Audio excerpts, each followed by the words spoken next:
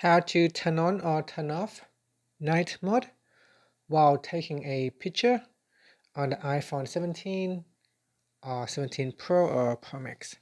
So first let's go back to the home screen, then launch the camera. Now you may notice that in photo mode sometimes you do not see the night mode.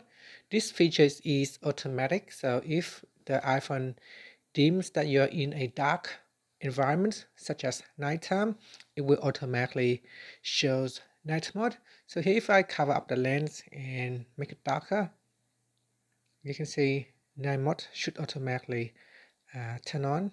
So here the options night mode will become available, and by simply tapping on the more button at the top here, you can switch night mode on or off.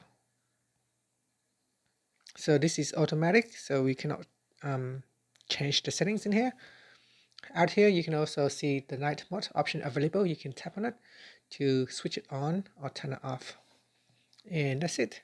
Thank you for watching this video.